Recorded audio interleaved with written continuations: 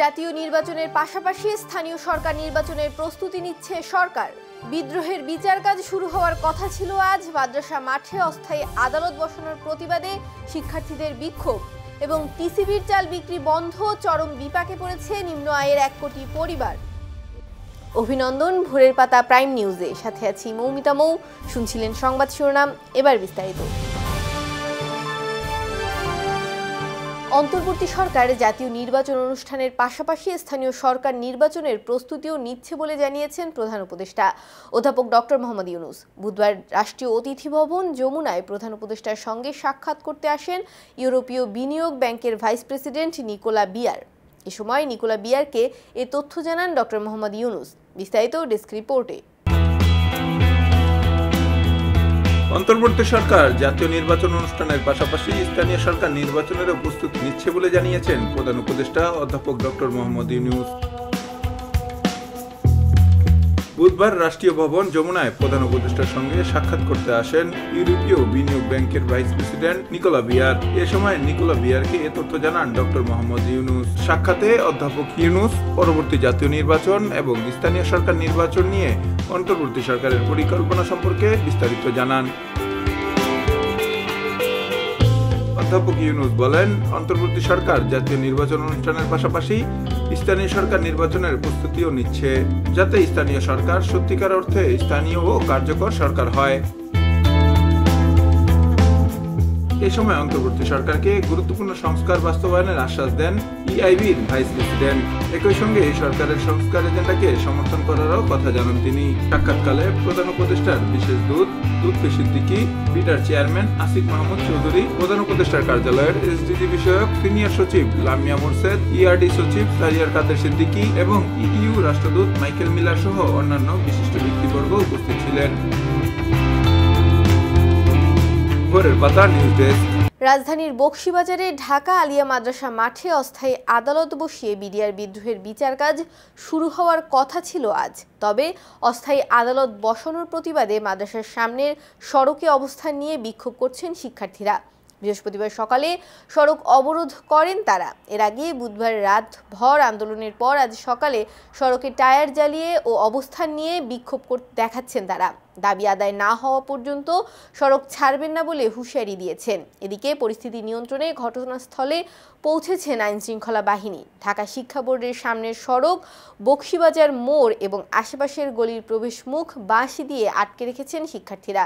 এতে বকশীবাজার মোড় থেকে শিক্ষা বোর্ড এবং চকবাজারের সড়কে যান চলাচল বন্ধ হয়ে গেছে। 2009 সালের 25 ও 26 ফেব্রুয়ারি ঢাকার পিলখানায় সীমান্ত রক্ষী বাহিনীর সদর দপ্তরে বিদ্রোহের ঘটনায় 57 সেনা কর্মকর্তা সহ 74 জন নিহত হন। Trading corporation of Bangladesh family কার্ডের পণ্য তালিকা থেকে হঠাৎ করেই চাল বিক্রি বাদ দেওয়া হয়েছে। এমন সিদ্ধান্তের ফলে বাজারে চালের দাম বেড়ে গেছে। চরম বিপাকে পড়েছে নিম্ন আয়ের 1 কোটি পরিবার।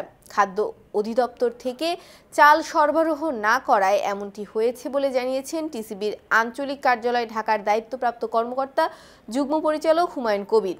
বিস্তারিত ডেস্ক রিপোর্টে। Trading corporation of Bangladesh TCB family কার্ডের পণ্য তালিকা থেকে হঠাৎ করে চাল বিক্রি বাদ দেওয়া হয়েছে। এমন সিদ্ধান্তের ফলে বাজারে চালের দাম বেড়ে গেছে। চরম বিপাকে পড়েছে নিম্ন আয়ের 1 কোটি পরিবার। খাদ্য অধিদপ্তর থেকে চাল সরবরাহ না করায় এমনটি হয়েছে বলে জানিয়েছেন টিসিবির আঞ্চলিক কার্যালয় ঢাকার দায়িত্বপ্রাপ্ত কর্মকর্তা যুগ্ম পরিচালক হুমায়ুন কবির। তিনি বলেন, খাদ্য অধিদপ্তর ডিসেম্বর পর্যন্ত চাল সরবরাহ করেছে। জানুয়ারিতে চাল সরবরাহ না পাওয়ায় এ মাসে চাল দেওয়া সম্ভব হচ্ছে না। আমরা খাদ্য অধিদপ্তরের সঙ্গে যোগাযোগ অব্যাহত রেখেছি। চাল পাওয়া গেলে পুনরায় সরবরাহ শুরু হবে। অর্থ মন্ত্রণালয় চাল কেনার জন্য বাজার ছাড় না করায় খাদ্য অধিদপ্তর চাল সরবরাহ করতে পারেনি বলে জানা গেছে। খাদ্য অধিদপ্তরের সরবরাহ, বন্টন ও বিতরণ বিভাগের পরিচালক আব্দুল সালাম বলেন, এটা আন্তঃমন্ত্রণালয়ের সিদ্ধান্তের বিষয়। মন্ত্রণালয় থেকে যেভাবে নির্দেশনা আসবে সেভাবে বাস্তবায়ন করা হয়। নির্দেশনা আসেনি, তাই সরবরাহ করা হয়নি। টিসিবি সূত্রে জানা গেছে, বাণিজ্য মন্ত্রণালয়ের নির্দেশনায় নিম্ন আয়ের 1 কোটি উপকারভোগী কার্ডধারী পরিবারের মধ্যে ভর্তুকি মূল্যে টিসিবির পণ্য চাল, মসুর ডাল, চিনি ও সয়াবিন তেল বিক্রি করে আসছিল টিসিবি। 2023 সালের জুলাই মাস থেকে টিসিবি প্রতি ফ্যামিলি কার্ডের বিপরীতে 30 টাকা কেজি দরে 5 কেজি চাল সরবরাহ করে আসছিল। খাদ্য অধিদপ্তর এই চাল সরবরাহ করত। এদিকে টিসিবির বিশেষ কর্মসূচি ট্রাক সেলও বন্ধ হয়ে গেছে।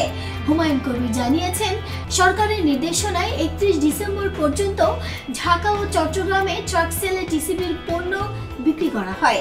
এখন তা বন্ধ রয়েছে। সরকারের নির্দেশনা পেলে পুনরায় তা চালু হবে।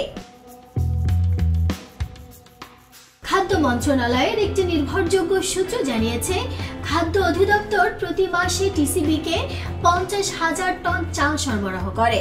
তবে এ বরাদ্দের জন্য খাদ্য অধিদপ্তর বা বাণিজ্য মন্ত্রণালয়ের বাজেটে কোনো অর্থ বরাদ্দ নেই। ফলে খাদ্য অধিদপ্তর আর চাল সরবরাহ করতে পারছে না। চালের মূল্য পরিশোধ নিয়ে অনিশ্চয়তা থাকায় সরবরাহ আপাতত বন্ধ রয়েছে। এদিকে চাল বিক্রি বন্ধ থাকলেও ভোজ্য তেল ও ডাল সাশ্রয়ী মূল্যে বিক্রির কার্যক্রম চলমান রয়েছে। চলতি মাসে 1 কোটি উপকারভোগীর কাছে 3 পণ্য চিনি, সয়াবিন তেল ও মসুর ডাল বিক্রি শুরু করবে টিসিবি। তবে হাতে লেখা কার্ড পরিবর্তন করে স্মার্ট কার্ড চালুর কারণে জানুয়ারি মাসে অন্তত 37 লাখ কার্ডধারী টিসিবির কোনো পণ্যই পাবে না। গত মঙ্গলবার টিসিবির এক সংবাদ বিজ্ঞপ্তিতে জানানো হয়, জানুয়ারি মাসে কার্ডধারীরা 2 লিটার ভোজ্য তেল, 2 কেজি মসুর ডাল এবং 1 কেজি চিনি কিনতে পারছে। সূত্রটি আরো জানায়, চাহিদা মেটাতে খাদ্য মন্ত্রণালয় খোলা বাজারে বিক্রির জন্য 1534 কোটি টাকা এবং চাল আমদানির জন্য 3372 কোটি টাকা বরাদ্দ চেয়ে অর্থ মন্ত্রণালয়ে আবেদন করেছে। তবে এ বিষয়ে এখনো কোনো সিদ্ধান্ত জানানো হয়নি। টিসিবির তথ্য অনুযায়ী রাজধানীতে মোটা চালের দাম গত এক সপ্তাহে কেজি প্রতি 3 থেকে 4 টাকা বেড়েছে। বর্তমানে প্রতি কেজি মোটা চাল 60 থেকে 62 টাকা বিক্রি হচ্ছে, যা 31 ডিসেম্বর পর্যন্ত ছিল 54 থেকে 55 টাকা। টিসিবি জানায়, বর্তমানে 1 কোটি ফ্যামিলি কার্ডধারী নিম্ন আয়ের মানুষকে সাশ্রয়ী মূল্যে পণ্য সরবরাহ করা হয়। এর মধ্যে ভোজ্য তেল, ডাল, চিনি নিয়মিত থাকে। পাশাপাশি কখনো কখনো পেঁয়াজ ও চাল সরবরাহ করা হয়। রমজান মাসে যোগ হয় ছোলা ও খেজুর। এতদিন ফ্যামিলি কার্ড হাতে লেখা ছিল। সরকার বর্তমানে স্মার্ট ডিজিটাল কার্ড চালুর উদ্যোগ নিয়েছে। টিসিবির তথ্য কর্মকর্তা জানান, এখন পর্যন্ত 57 লাখ গ্রাহক স্মার্ট কার্ড পেয়েছেন। আরো 6 লাখ কার্ড প্রস্তুত হচ্ছে। এ মাসের মধ্যে এগুলো গ্রাহকদের হাতে পৌঁছে যাবে। গণ অভ্যুত্থানে ক্ষমতাচ্যুত সাবেক প্রধানমন্ত্রী শেখ হাসিনার ভারতে থাকার মেয়াদ বাড়িয়েছে নয়াদিল্লি। সংশ্লিষ্ট একটি সূত্রের বরাতে হিন্দুস্তান টাইমসের এক প্রতিবেদনে গতকাল এই তথ্য জানানো হয়। তবে কবে এবং কতদিনের জন্য এই মেয়াদ বাড়ানো হয়েছে সে বিষয়ে প্রতিবেদনটিতে কোনো তথ্য দেয়া হয়নি। শেখ হাসিনার লাল পাসপোর্ট বাতিল হওয়ার পর ভারত সরকার তাকে ট্রাভেল পাস নিয়ে দেশটিতে অবস্থানের অনুমতি দেয়। যদিও হিন্দুস্তান টাইমসের প্রতিবেদনে তার ট্রাভেল পাসের পরিবর্তে ভিসার মেয়াদ বাড়ানোর কথা উল্লেখ করা হয়েছে। শেখ হাসিনার ভারতে অবস্থানের মেয়াদ বাড়ানোর অনুমোদন এমন এক সময় দেয়া হলো যখন এরই মধ্যে গণহত্যা ও মানবতা বিরোধী অপরাধের অভিযোগে তাকে বিচারের মুখোমুখি করতে দেশে ফেরত পাঠানোর জন্য ভারত সরকারের প্রতি অনুরোধ জানিয়েছে বাংলাদেশ। ঢাকার সাভারে অ্যাম্বুলেন্স ও বাসের সংঘর্ষে ঘটনায় গ্যাস সিলিন্ডার বিস্ফোরণের ভয়াবহ অগ্নিকাণ্ড ঘটেছে। এতে অ্যাম্বুলেন্সে থাকা 4 জন আগুনে পুড়ে মারা যায়। আহত হয়েছেন অন্তত 7 জন। বুধবার গভীর রাতে ঢাকা আরিচা মহাসড়কের পুলিশ টাউন এলাকায় এই দুর্ঘটনা ঘটে। বিস্তারিত ডেস্ক রিপোর্টে। ঢাকার সাভারে অ্যাম্বুলেন্স ও বাসের সংঘর্ষের ঘটনায় গ্যাস সিলিন্ডার বিস্ফোরণের ভয়াবহ অগ্নিকাণ্ড ঘটেছে। এতে অ্যাম্বুলেন্সে থাকা 4 জন আগুনে পুড়ে মারা গেছেন। আহত হয়েছেন অন্তত 7 জন। বুধবার গভীর রাতে ঢাকা আরিচা মহাসড়কের পুলিশ টাউন এলাকায় এই দুর্ঘটনা ঘটে। স্থানীয়রা জানান, ঢাকা আরিচা মহাসড়কের ঢাকামুখী লেনে অ্যাম্বুলেন্সের সঙ্গে বাসের সংঘর্ষ হয়। এতে অ্যাম্বুলেন্সের গ্যাস সিলিন্ডার বিস্ফোরণ হয়ে বাসে আগুন ধরে যায়। পরে ওই বাসের পেছনে থাকা আরো একটি বাসে আগুন ছড়িয়ে পড়ে। সাভার হাইওয়ে থানার ওসি সৌগাতুল ইসলাম বিষয়টি নিশ্চিত করে বলেন, মহাসড়কে অ্যাম্বুলেন্সের পেছনে যাত্রীবাহী বাসের ধাক্কায় গাড়ি দুটি আগুন লেগে যায়। পরে তা আরো একটি গাড়িতে ছড়িয়ে পড়ে। আগুনে পুরো গাড়িগুলো সড়ক থেকে সরিয়ে নেওয়া হয়েছে। নিহত 4 জনের মরদেহ উদ্ধার করে ময়নাতদন্তের জন্য পাঠানো হয়েছে। তাদের পরিচয় শনাক্তের চেষ্টা চলছে। অগ্নিকাণ্ডের ঘটনা তদন্ত চলছে। ভোরের পাতা নিউজ ডেস্ক। রাজধানী সহ সারা দেশে বুধবার থেকে জেঁকে বসেছে শীত। এই তীব্রতা যে আসছে তা টের পাওয়া যায় সকাল থেকে। রাজধানীতে সকাল শুরু হওয়ায় কুয়াশার ঘেরাটোপে। আবহাওয়া অধিদপ্তরের পূর্বাভাস বলছে, এখন ধীরে ধীরে বাড়তে থাকবে শীত। এভাবে আগামী কয়েকদিনের মধ্যে দেশের উপর দিয়ে বয়ে যেতে পারে একটি শৈত্যপ্রবাহ। বিস্তারিত ডেস্ক রিপোর্টে। পৌষ মাসের এই শেষ সময়ে হঠাৎ উষ্ণতা বেড়ে গিয়েছিল। 4 দিন ধরে প্রতিদিন পাল্লা দিয়ে বাড়ছিল তাপমাত্রা। এই ব্যতিক্রম আবহাওয়ার অবসান হয়েছে। বুধবার থেকে রাজধানী সহ সারা দেশে জেঁকে বসতে শুরু করেছে শীত। এই তীব্রতা যে আসছে তা টের পাওয়া যায় সকাল থেকে। রাজধানীতে সকাল শুরু হয় কুয়াশার ঘেরাটোপে। সেই কুয়াশা কেটে রোদের দেখা মিলতে দুপুর গড়িয়ে যায়। আবহাওয়া অধিদপ্তরের পূর্বাভাস বলছে, এখন ধীরে ধীরে বাড়তে থাকবে শীত। এভাবে আগামী কয়েকদিনের মধ্যে দেশের উপর দিয়ে বয়ে যেতে পারে একটি শৈত্যপ্রবাহ। ওই সময় সারা দেশে দিন ও রাতে তাপমাত্রা গড়ে 2 থেকে 4 ডিগ্রি সেলসিয়াস কমে যেতে পারে। এই অবস্থায় ঘন কুয়াশা ও ঠান্ডা বাতাসে শীতের তীব্রতা আরো বাড়তে পারে বলে জানিয়েছেন আবহাওয়াবিদরা। এদিকে গতকাল দেশের সর্বনিম্ন তাপমাত্রা ছিল যশোরে 12.8 ডিগ্রি সেলসিয়াস, সর্বোচ্চ 30.0 ডিগ্রি সেলসিয়াস ছিল সীতাকুণ্ডে। ঢাকায় সর্বনিম্ন তাপমাত্রা রেকর্ড করা হয়েছে 16.3 ডিগ্রি সেলসিয়াস। এবার আন্তর্জাতিক সংবাদ।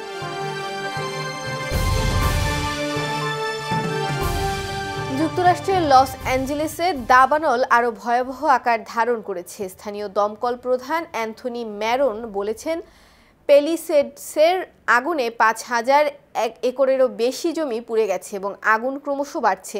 আগুনে প্রায় 1000 স্থাপনা ধ্বংস হয়ে গেছে। এখন পর্যন্ত নিহত হয়েছেন 5 জন, আহত হয়েছেন কয়েক ডজন মানুষ। এবার বিনোদনের সংবাদ।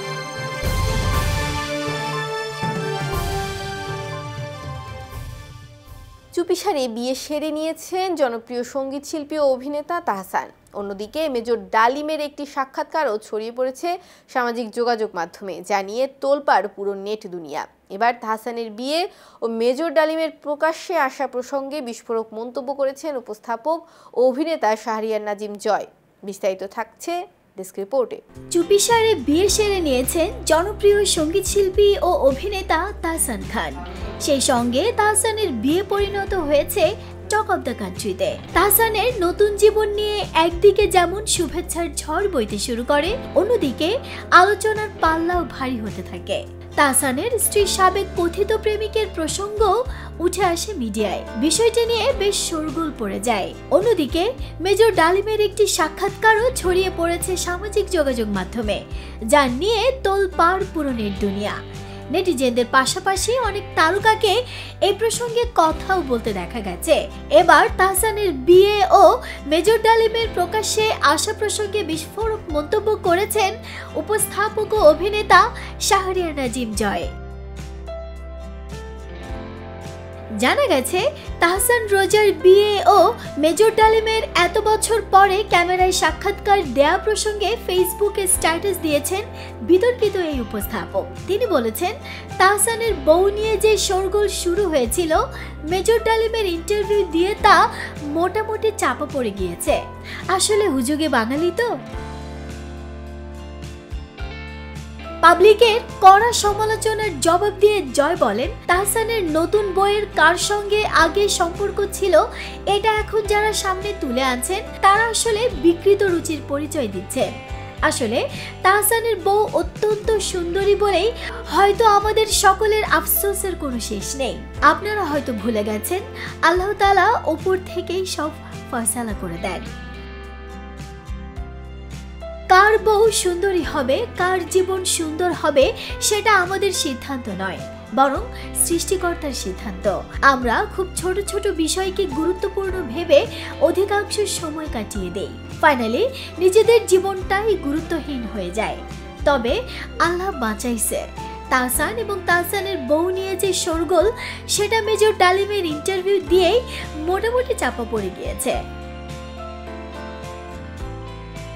এই উপস্থাপক আরো লিখেন, সোশ্যাল মিডিয়া এমনই একটি খেলনা যেটি আপনিও খেলতে পারেন।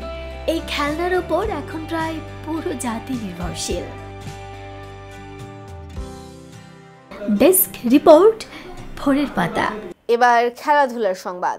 ইংল্যান্ডের পর চেন্নাইও বোলিং অ্যাকশন পরীক্ষায় ব্যর্থ সাকিব আল হাসান, আর তাতেই সাকিবের চ্যাম্পিয়ন্স ট্রফির স্বপ্ন শেষের পথে।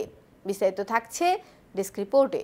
কথায় আছে, সময় যখন খারাপ যায় তখন সাদা কাপড় থেকেও রং ওঠে। বিশ্বসেরা অলরাউন্ডার সাকিব আল হাসানের অবস্থাও তাই। রাজনৈতিক ইস্যুতে জাতীয় দলের হয়ে খেলা হচ্ছে না, তারপর ক্যারিয়ারের শেষ প্রান্তে এসে বোলিং করতে বাধা। সব মিলিয়ে আগামী মাসে পাকিস্তানে অনুষ্ঠিত হতে যাওয়া চ্যাম্পিয়ন্স ট্রফি থেকেই ছিটকে যাচ্ছেন দেশের এই সেরা তারকা।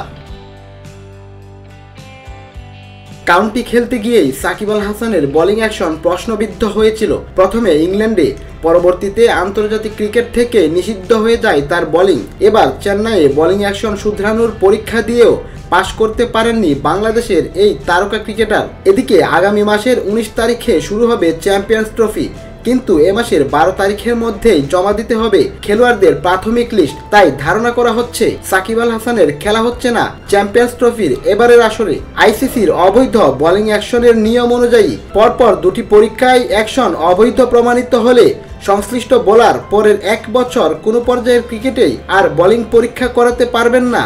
সাকিব যেহেতু চেন্নাইও ফেল করেছে, তাই পরের 1 বছর যে কোনো পর্যায়ের ক্রিকেটে বোলিং নিষেধাজ্ঞায় থাকবেন তিনি। সেক্ষেত্রে সাকিব আন্তর্জাতিক ক্রিকেটে ফিরলেও ক্যারিয়ারে আর বোলিং করতে পারবেন কিনা তা নিয়েও রয়েছে অনিশ্চয়তা, কারণ সাকিব যে ক্যারিয়ারের শেষ প্রান্তে এসে দাঁড়িয়েছে।